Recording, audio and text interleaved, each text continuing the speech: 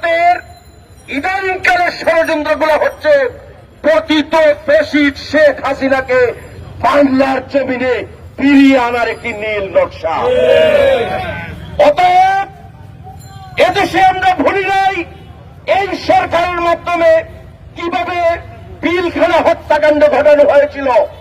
এই ভারতের নির্দেশে তৎকালীন ফ্যাসিস্ট সরকার আমাদের 57 জন অফিসার সহ অজস্র বিটিআরকে হত্যা করেছিল। এই মোদী সরকারের নীল নকশা বাস্তবায়নের জন্য এই ফ্যাসিস্ট শেখ হাসিনা আলেম ওলামাদের উপরে কি অকথ্য কি রকম নির্যাতন করেছিল দেশবাসীর তা এখনো মনে রয়েছে। অতএব আমি আর দীর্ঘায়িত করছি না।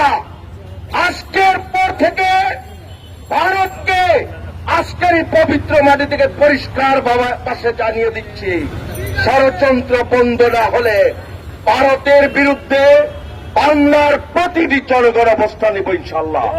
এবং এই পুণ্যভূমি সিলেট থেকে অচিরেই ভারতের এই আগ্রাসী ভূমিকা বন্ধ না হলে ভারতীয় পণ্য সহ সবকিছু বর্জনের ঘোষণা দিব ইনশাল্লাহ। সবাইকে ধন্যবাদ জানিয়ে এবং কৃতজ্ঞতা জানিয়ে আজকের মতো আমরা এখানে বিরতি দিচ্ছি, বিদায় নিচ্ছি। আসসালামু আলাইকুম। বাংলাদেশ জিন্দাবাদ।